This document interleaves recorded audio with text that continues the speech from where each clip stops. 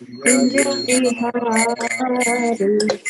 Jaya Gopi Jana Vallabha Girivaradhari. Jaya Gopi Jana Vallabha Girivaradhari. Jaya Gopi Jana Vallabha Girivaradhari. Jaya Gopi Gopi Jana Vallabha Girivaradhari.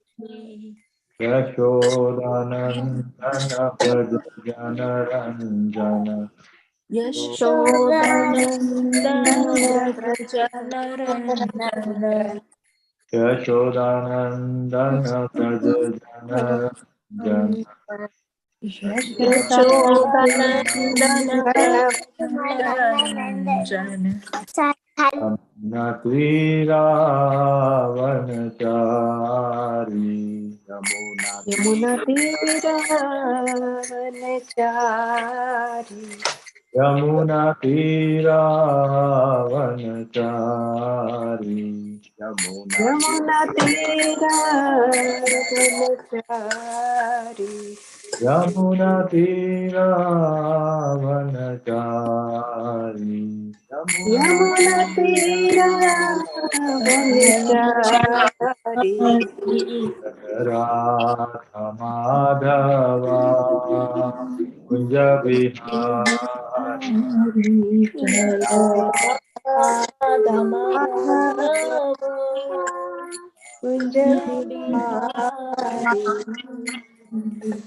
Hare Krishna Hare Krishna Krishna Krishna Hare Hare Hare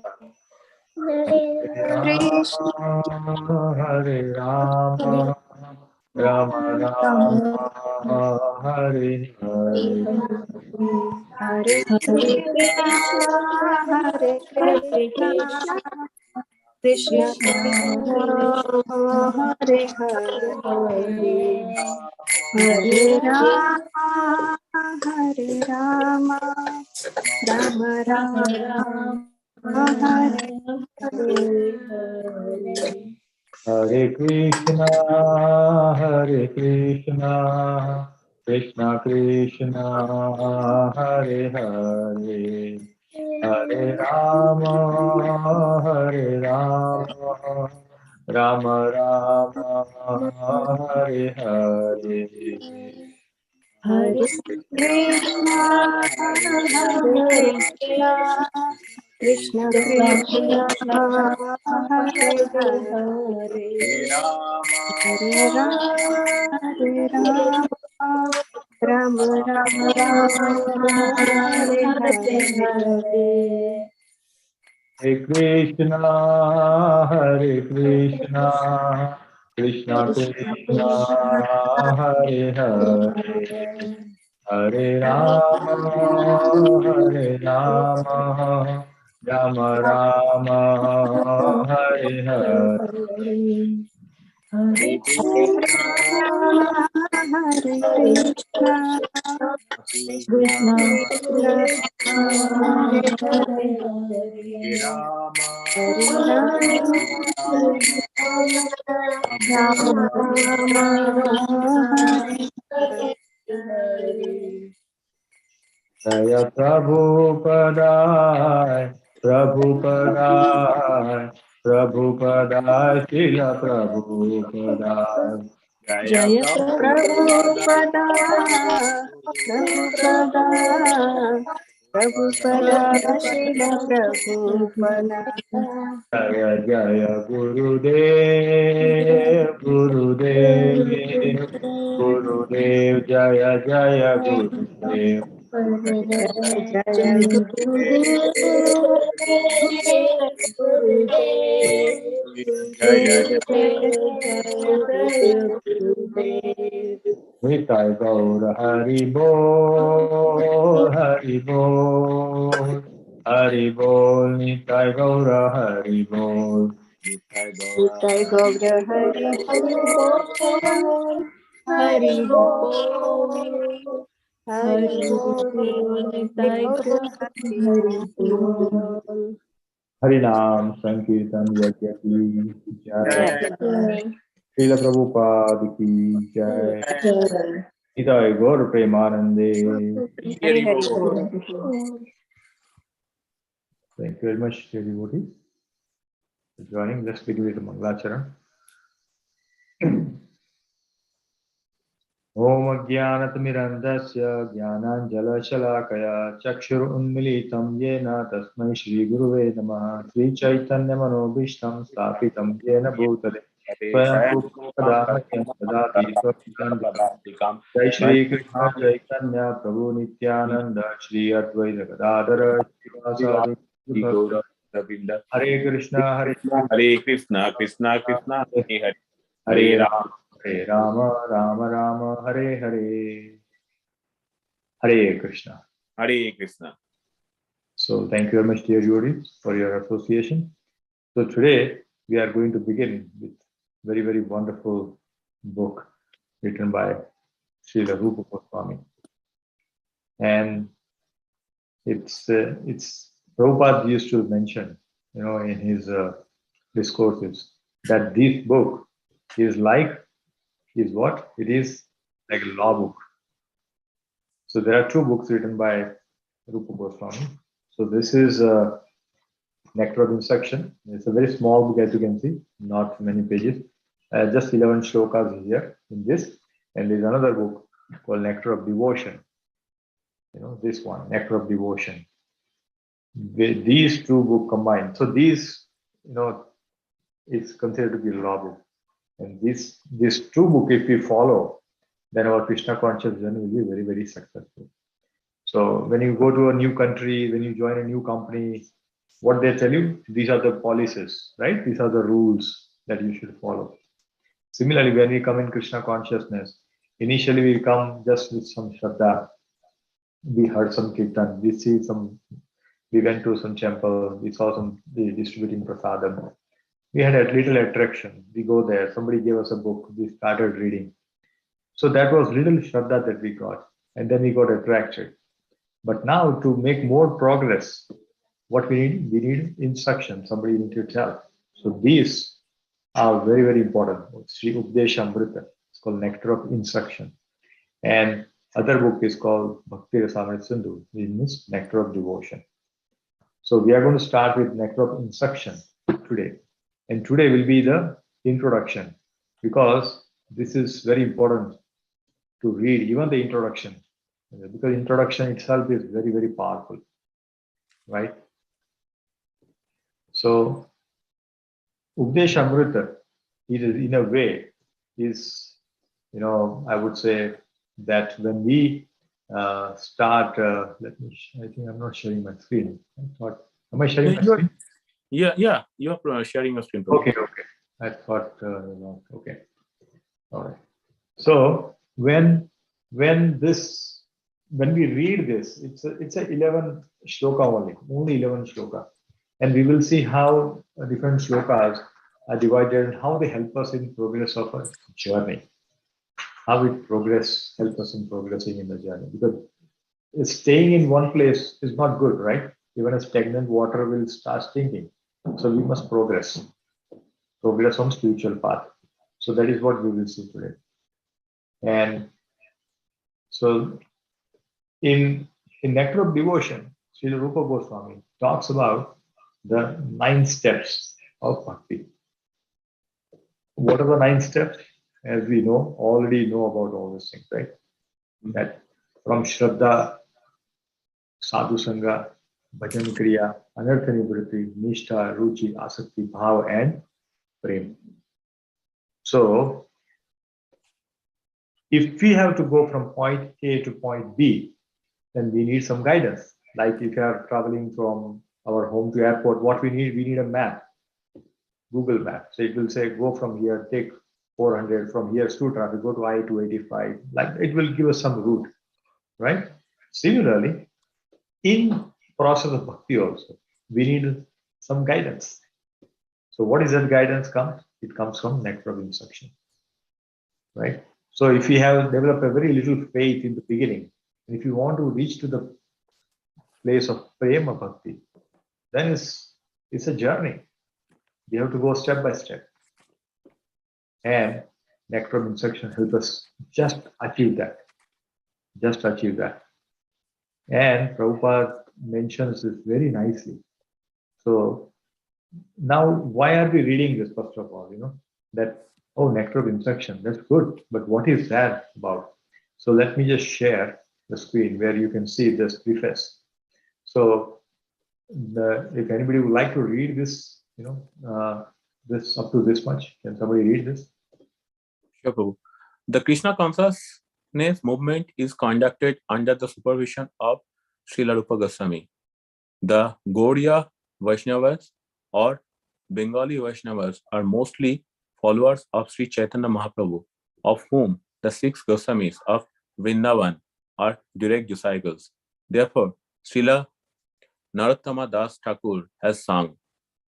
So here, what are you saying? The Krishna conscious movement is conducted under the supervision of Srila Rupa Goswami. So naturally, the question will come in our mind that who is Rupa Goswami? Why so much prominence is given to him? We know he is one of the 6 Goswamis of Vrindavan, right? So who is he? Why Prabhupada is mentioning this? In the first sentence he says, it is conducted under supervision. So it is not an ordinary thing, right? When you say this country is led by so-and-so person, means that person is president or a prime minister, that means he's a very important person.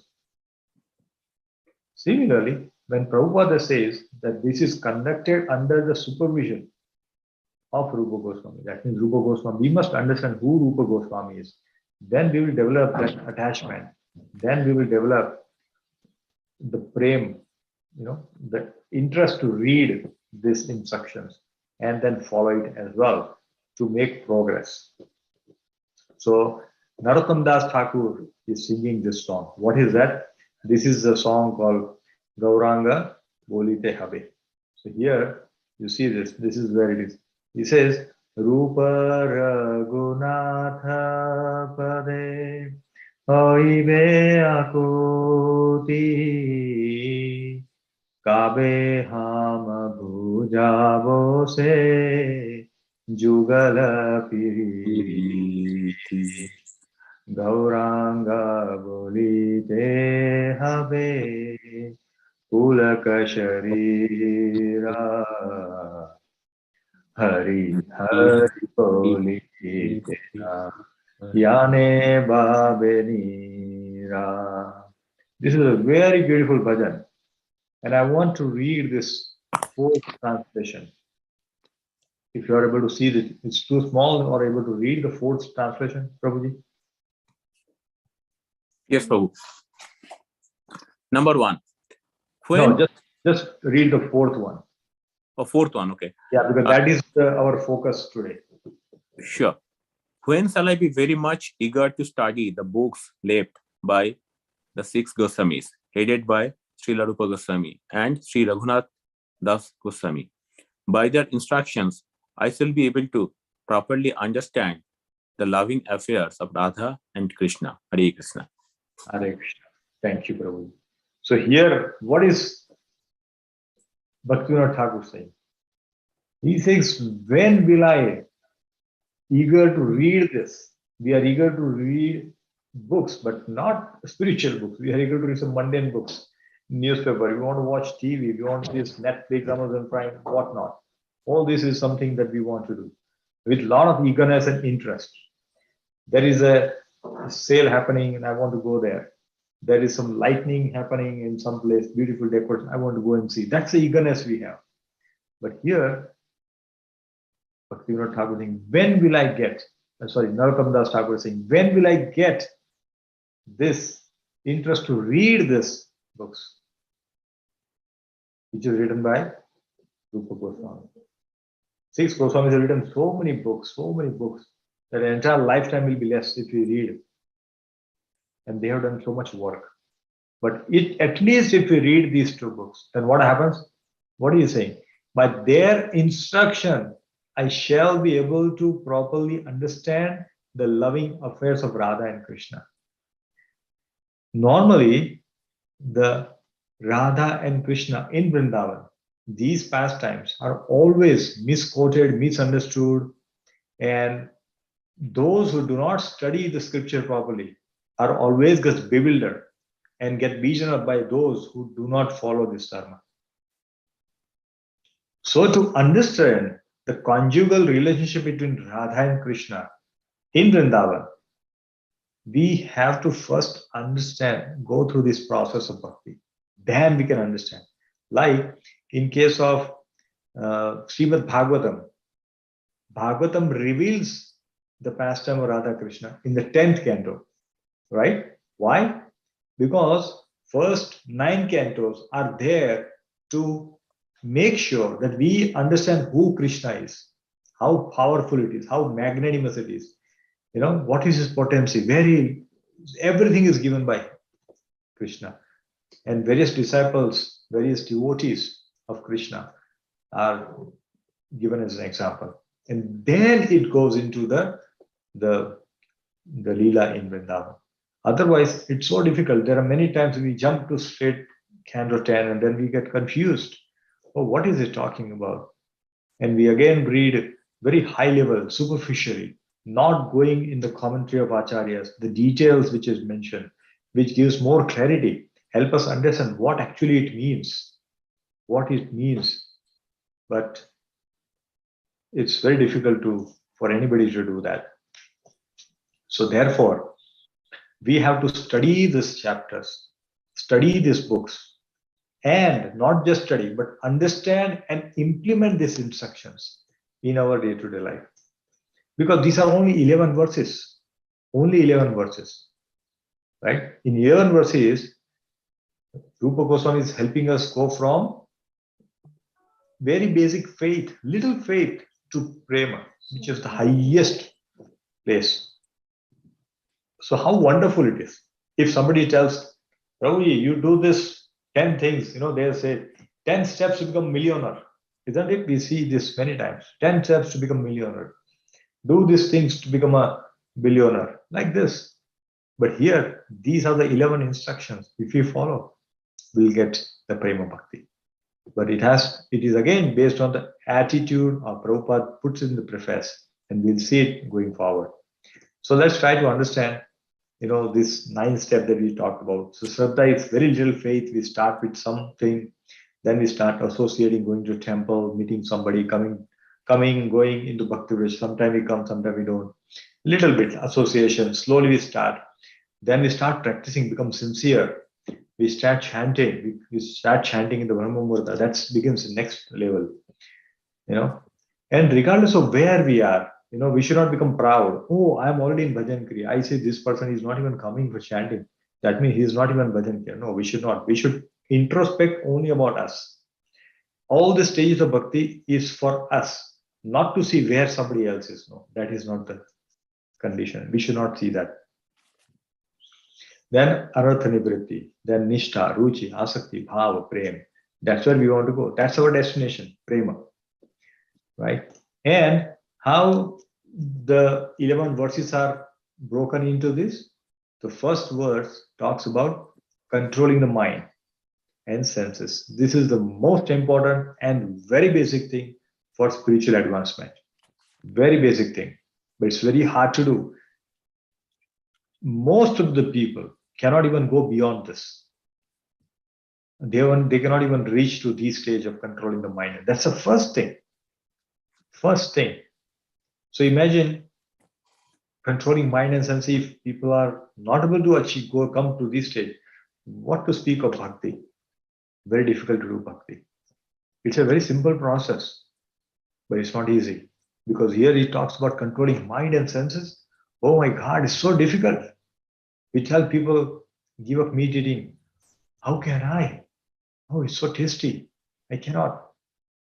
And people consume that. Oh, give up this liquor. No, how can I? It just takes me so high. How can I give it up? I cannot. That way, this mind and senses are always bewildering the Jivatma. And they get confused. And what happens? Punarapi Jananam, Punarapi Maranam. Same cycle, birth cycle keeps on going and going and going. And there is no escape from there. The only escape velocity that we get from this cycle of birth and death is through bhakti. Only bhakti can take us, get rid of this continuous cycle of death and birth. So, first is controlling the mind and senses. Then what happens? What are the don'ts? What we should not do in Krishna consciousness? Then what we should do in Krishna consciousness? Do's and don'ts are mentioned, right? Then how to interact with the devotees? How we can exchange few things. We can go for some prasadam. They can come at our home for prasadam, like that. Dealing with different types of devotee, Kanishta, Madhyam, and Uttam. How do we deal with them? Then avoiding any material outlook. This is very important. We should not, when we deal with devotees, we should not say, oh, he's a bigger person. I'm a rich, so I'm seeing everybody low. Nothing of that sort. The material success is no parameter to judge somebody's spiritual success. These two are very different things. One cannot compare them. Our Goswamis, the Babajis, and all who lived in Vrindavan, what they had? They had nothing in names of property and money, nothing. They will do madhukari and eat. But when you look at spiritually, oh, they are the most successful, right? So these two cannot be compared. Then the glories of the holy name. Meditation on the Krishna's name, form, quality, and pastime. This is what is recommended all the time. Then when we are chanting, what we should do? We should meditate upon Krishna's name, the form, his quality, his pastimes. Everything we should try to visualize these things instead of mind wandering and going in so many places. We should bring mind on Krishna by meditating on his name, form, quality, pastime, and so many things. Now when this thing can happen? When we read about Krishna, right? When we see about Krishna. If you don't go to temple and try to meditate how the Radha, Madhan, Mohan looks, very difficult to bring that picture in our mind if you have never seen the picture. If you have never been to temple, how can you think that how the Gaur Nitai will look in Pani Adidam? That vision will not come. So that means we have to do this bhakti. We have to do all the process of bhakti. And then finally, from 9 to 11 is residence in Radhakund and its glories. Why we should live in Radhakund. Last 3 verses talks about the prema bhakti. So, in nutshell, what is it saying? 6 urges. In the first shlok, we will learn that what urges must be controlled. Urges of mind, speech, anger, tongue, belly, genital. This must be stopped. Mind will always take us everywhere we want to go. Wherever we want to go, it will take us in a moment. During chanting, during katha, during very beautiful kirtan, also mind can take us out of that kirtan and we are in somewhere else. It is absolute. Mind is such a powerful thing. It's a very, very powerful. Speech, anger, tongue is another danger thing. Like, Prabhupada gives example of fish. When a fish is in the ocean, there is so much food available in the ocean, right? Fish can go and get so many things. But what it does, because of the taste of the tongue, you want to take that bait, which is hanging from the hook of a fisherman, and it goes and takes the bait. And what happens? Finish. Tries to eat that piece of meat on the bait, and gone. The life is over. What is that? There is urge of the tongue, urge of the belly, eating whenever we feel like. Oh, I want to eat more and more. These are the things we should avoid. Genitals, having illicit sex, having relationship with outside the marriage, it's very dangerous. People have been suffering with so many diseases because of that. But still, because they cannot control, they still want to enjoy. And what happens? the life gets over. So these 6 urges must be controlled. In fact, in Ayurveda, it also says certain urges which should not be stopped, right?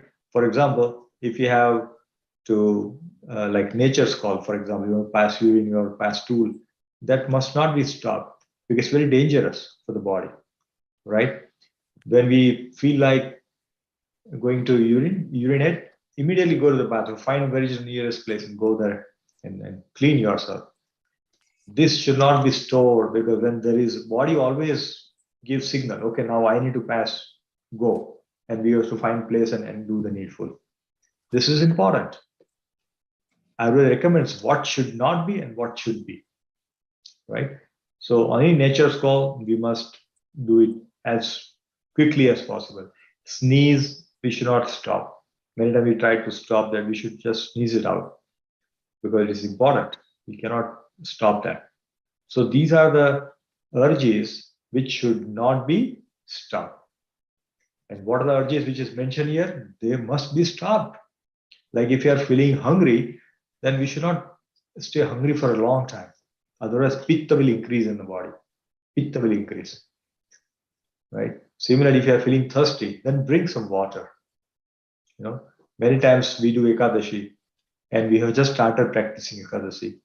And in the evening, we feel very thirsty. We think of something would happen. But because we have taken breath, we said, no, I want to continue. No, take the water. Tell Krishna that, Krishna, I'm not able to do it. Please help me. And then slowly practice that. And one day will come where we can do Nirjala Ekadashi.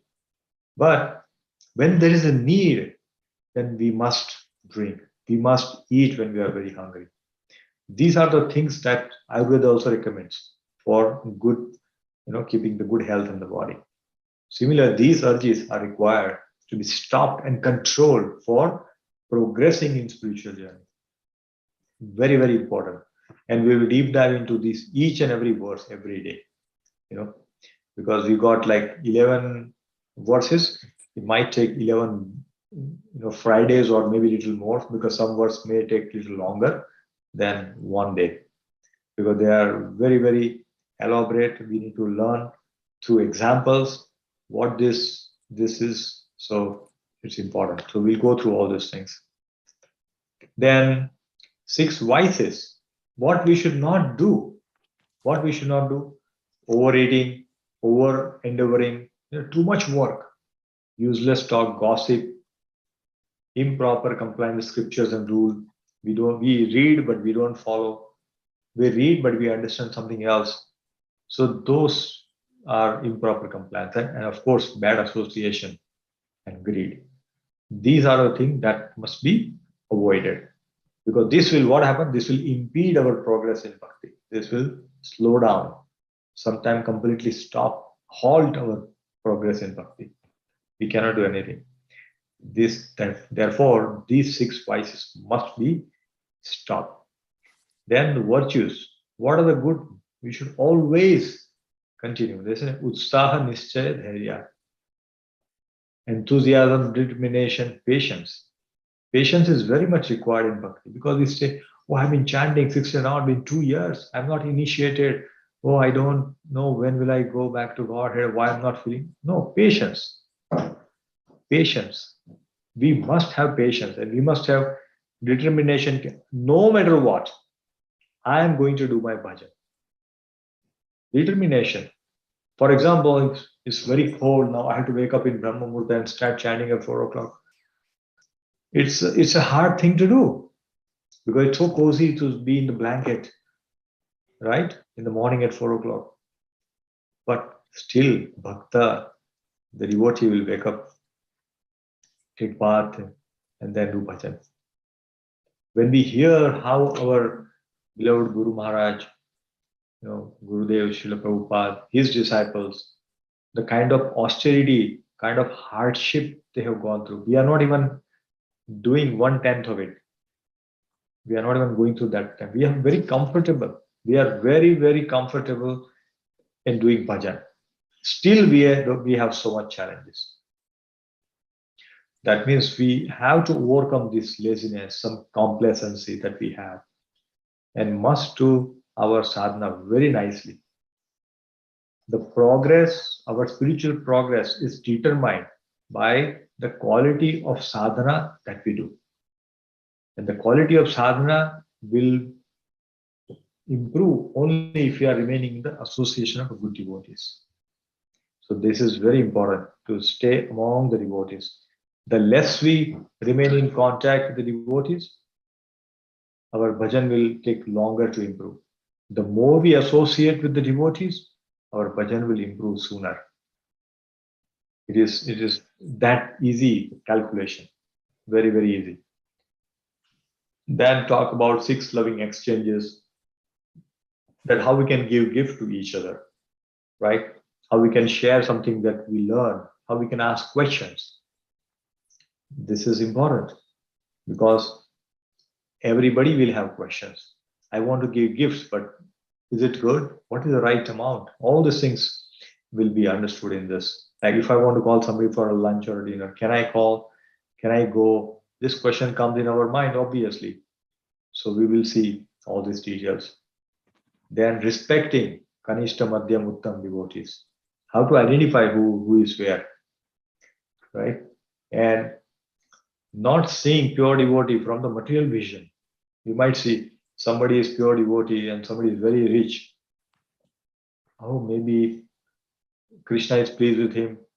We don't know whether he is good devotee or I don't know, he is a big man. How can he do sadhana?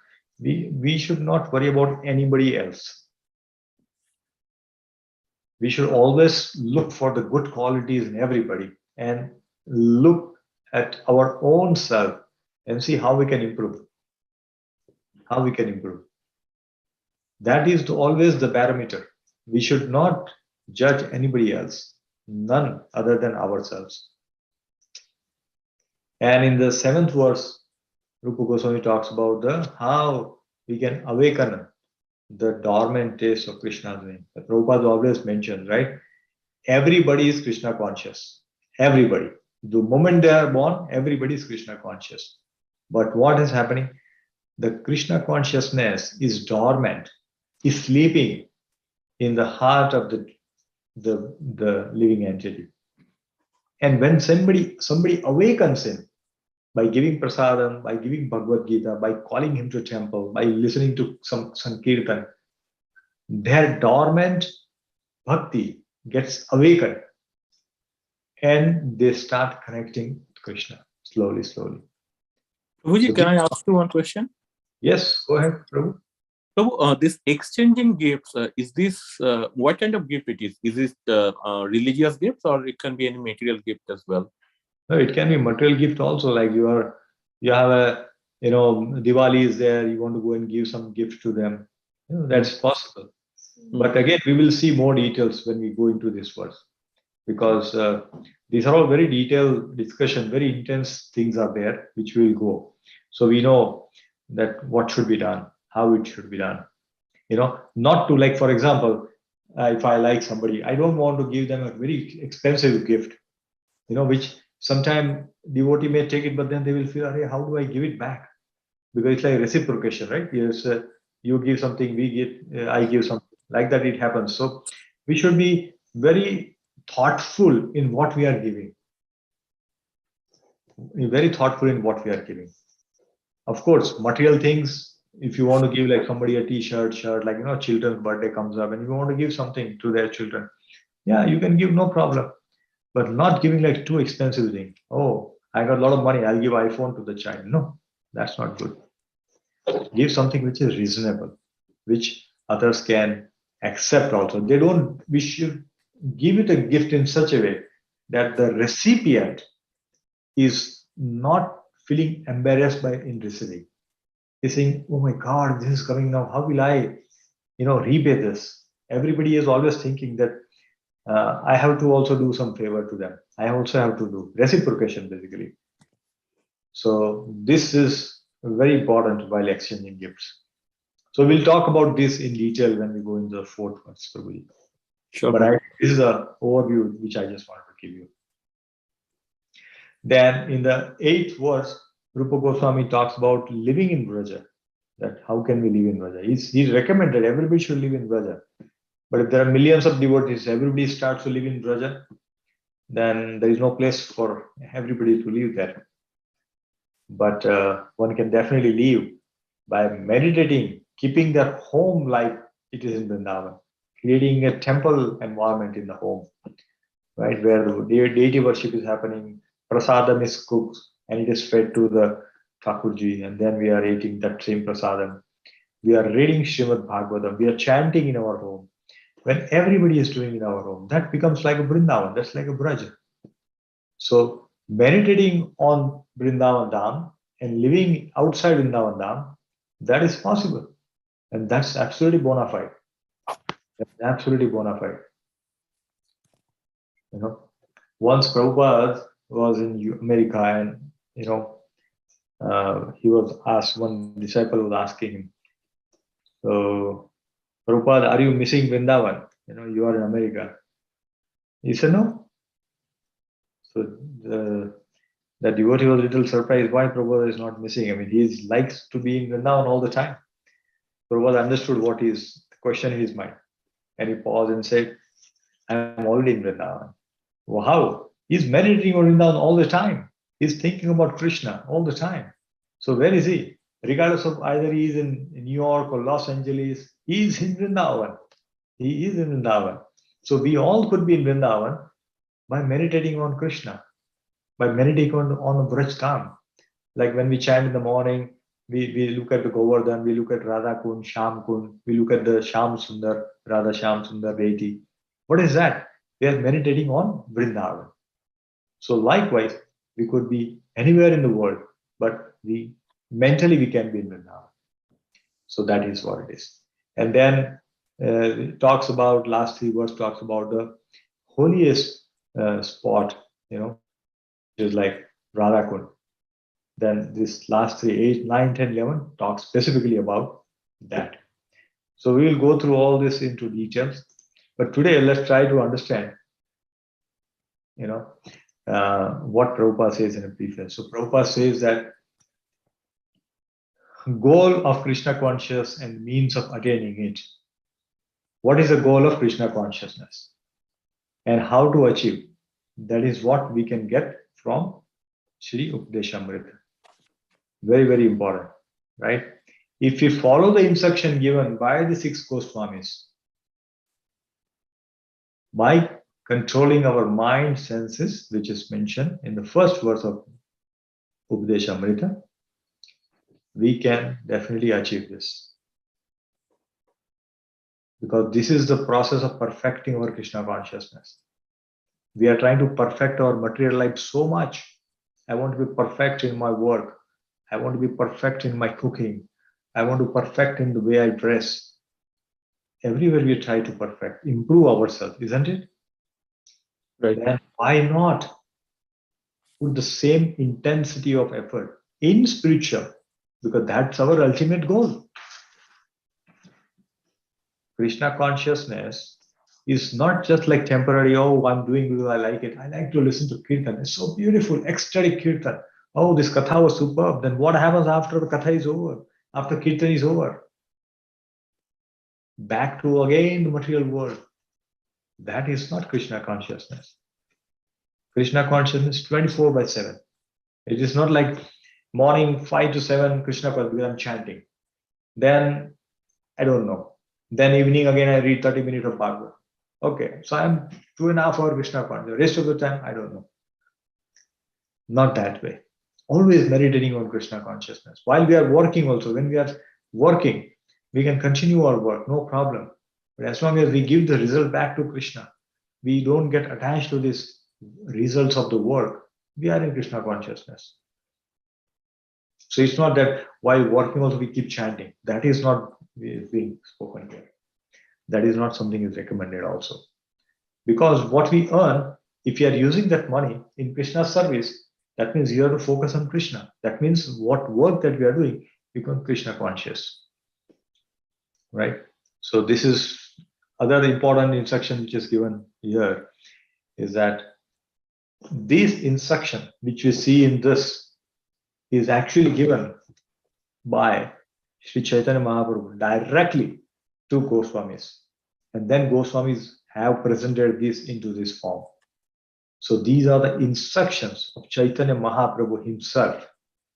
He has given this instruction. Rupa Goswami was given this instruction when he met Mahaprabhu in Varanasi, where he got this instruction. And then he converted this into these two different books. So this means this instruction comes from the parampara, from Chaitanya Mahaprabhu's lotus mouth, and then Rupa Goswami gives us in the form of a book. So this is very, very important, dear devotees.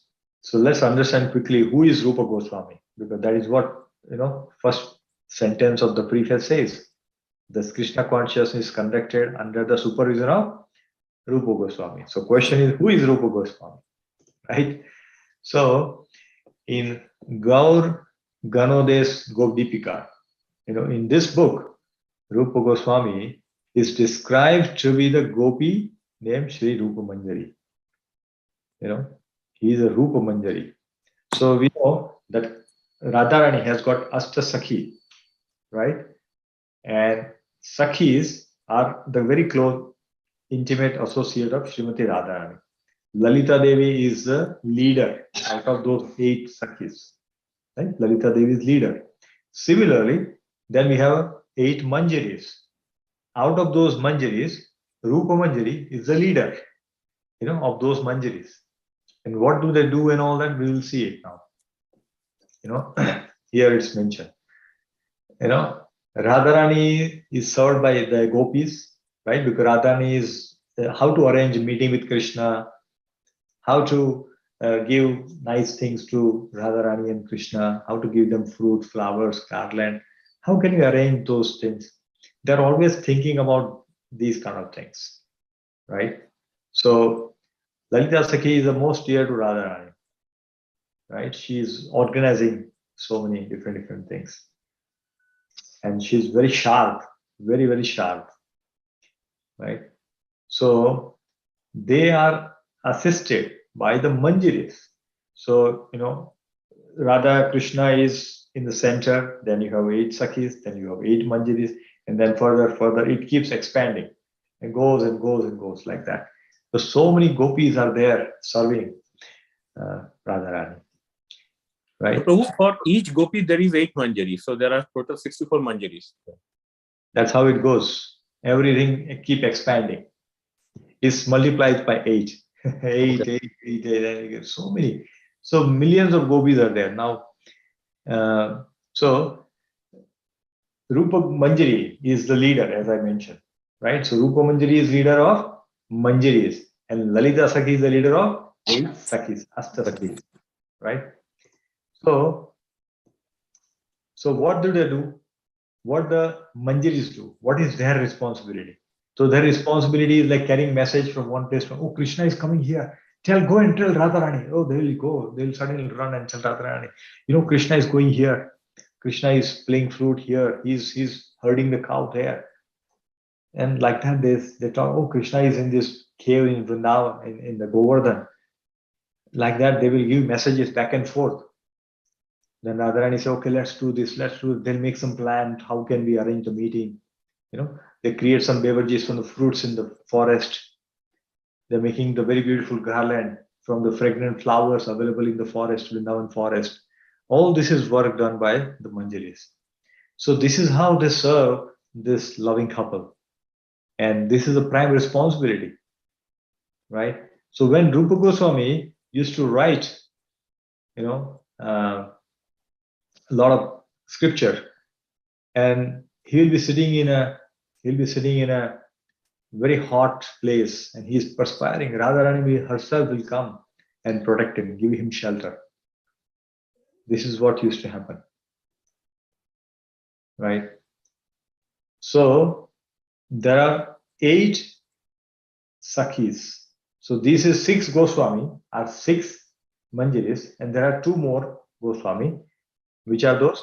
Loknath Goswami and Krishnadas Kaviraj Goswami, who wrote the Chaitanya Charitamrita. So these become the 8 Manjaris. 8 Manjaris.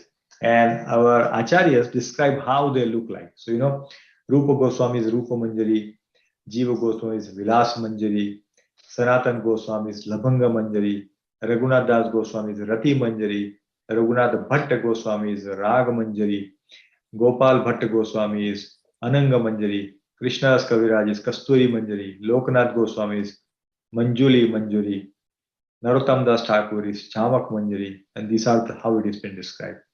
Bhakti Siddhanta Saraswati Thakur is Nayan Manjari. Like that, to everybody in our parampara, they are all very close associate of Radharani and Krishna. So they are not a normal being. They are not normal being. So we have to understand from that point of view.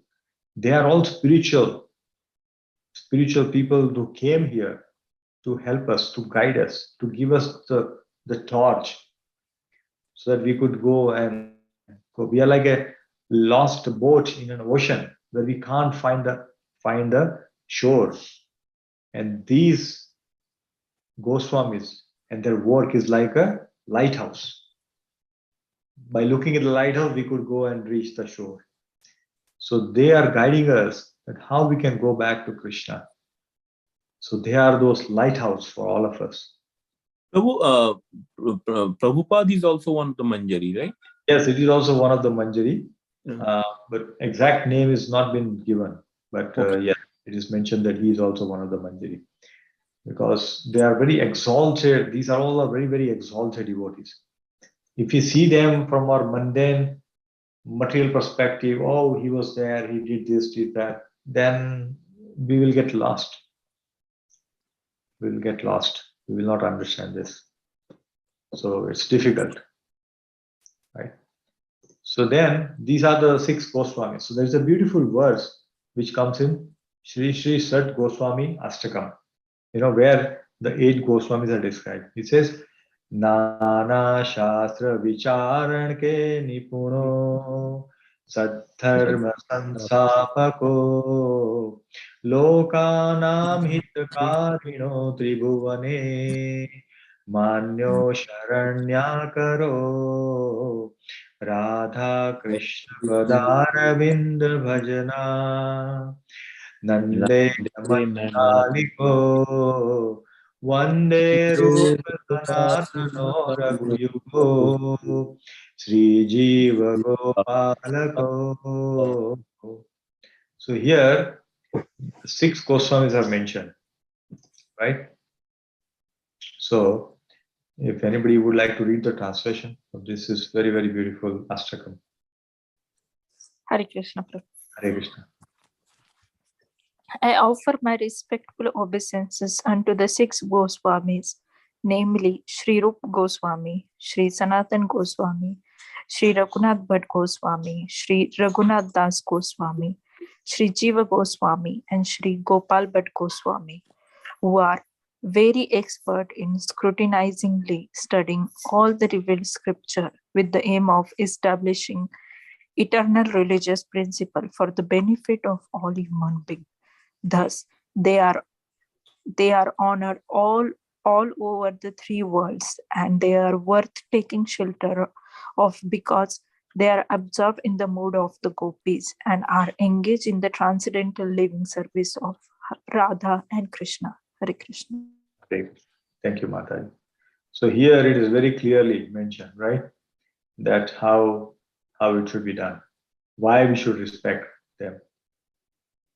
They are not ordinary people. We should not consider them very ordinary. That's a big mistake if we do it. That's a big mistake if we think like that. They are not ordinary people, right? So whatever work they have done, whatever instruction they are giving, that must be followed by all of us. Very important. Because if, for example, if a teacher tells a student, do this and you'll be successful. If student doesn't follow, what happens? They will not be successful. They will not be able to progress in their education. That's why this is so important, right? So in the instruction, what is being told by Prabhupada? So glories of the Rupa Goswami is also mentioned, right? He is the leader of all 6 Goswamis. Rupa Goswami is the main Goswami, is the leader. Rupa and Sanatan, these are brothers, right?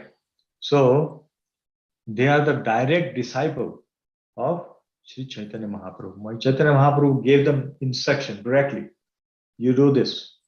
You go and, excavate the Radha Kund, Sham Kund. I have seen it, but you go and revive those temples and all this. So these Goswamis comes and do that.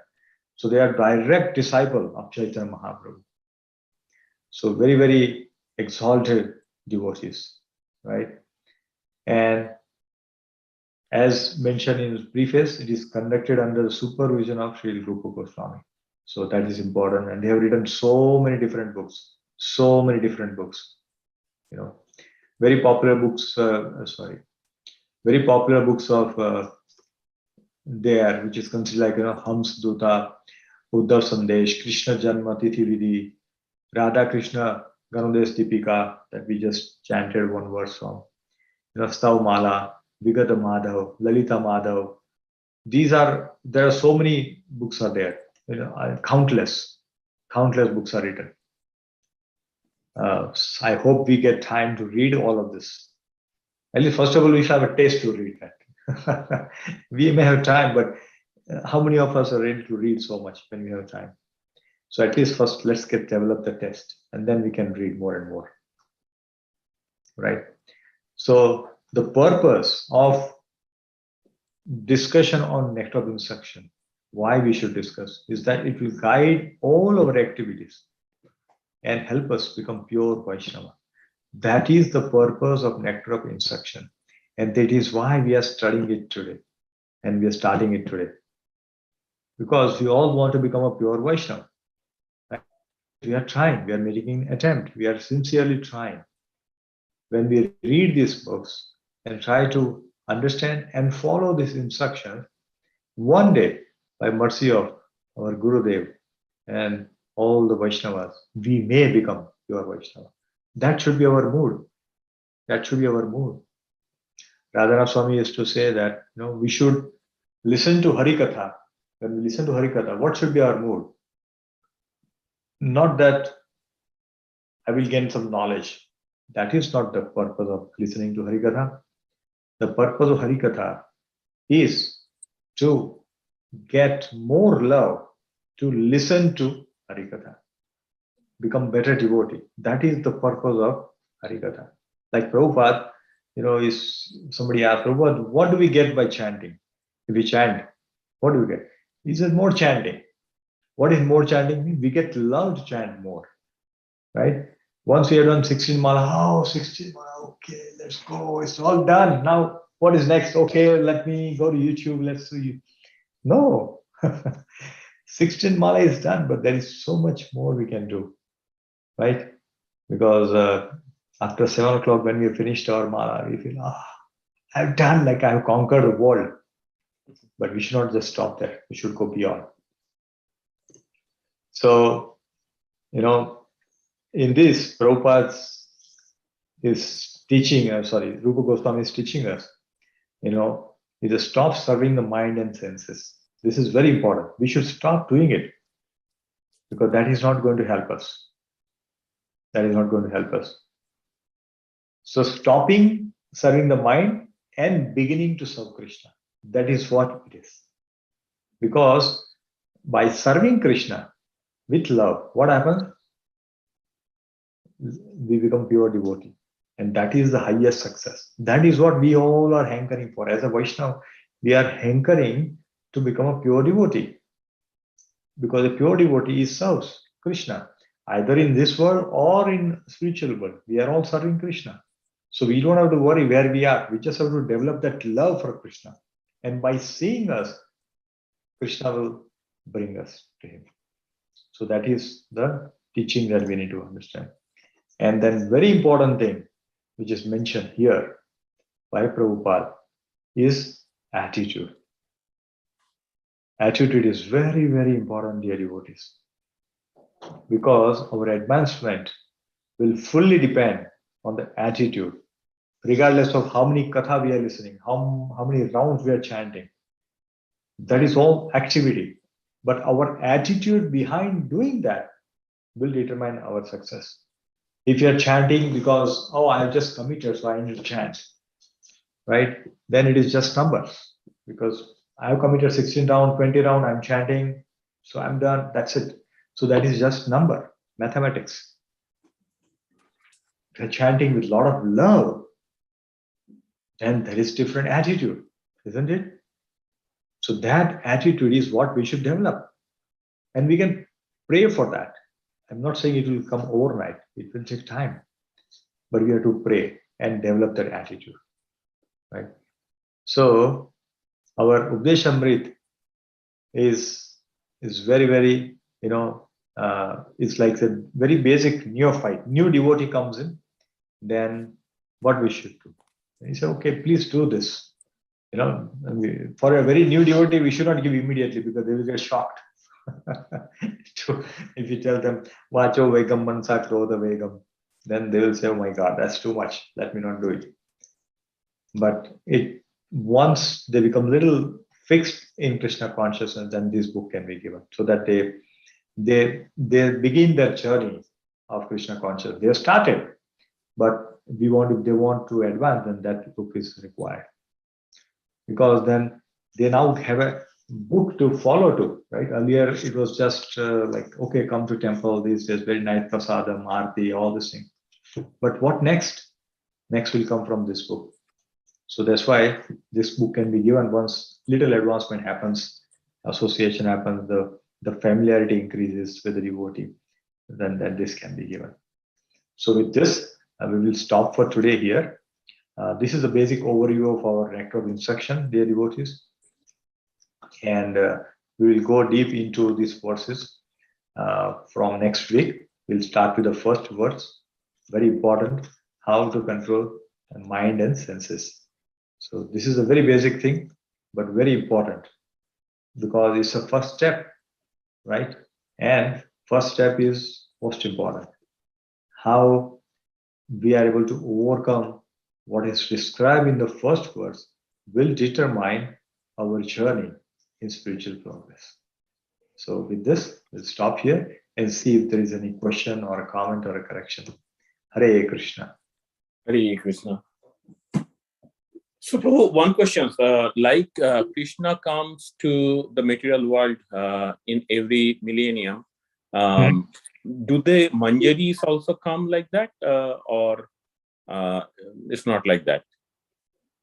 They come, not necessarily manjaris, but his close associates do come, because Krishna always comes with parshads. He always comes with his, the close associates. Like Chaitanya Mahaprabhu, he had his associates.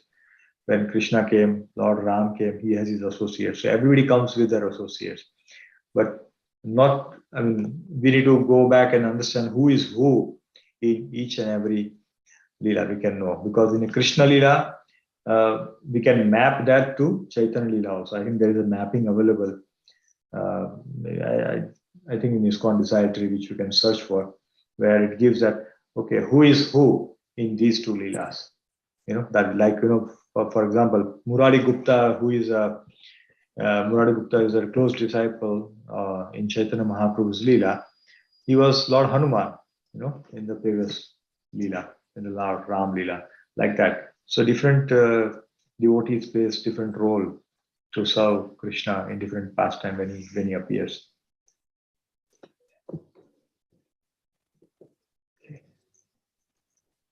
Okay, so we'll stop here. So thank you very much, dear devotees. Thank you, Prabhu. So we'll meet again next week. We'll continue with the beautiful words of nectar instruction. So please join in for 11 weeks. We can complete the study of nectar instruction, and which will help us in advancing in our spiritual journey. So thank you so much. Vansha kalpatarubhyasya kripa Kashto evacha patitanam pavanebha vaishnavabho namo namaha. Jai Shri Prabhupada ki jai. Jai. Srila Rupa Goswami Pad ki jai. Jai. Hare Krishna. Hare Hare Krishna. Krishna. Thank you, Prabhu.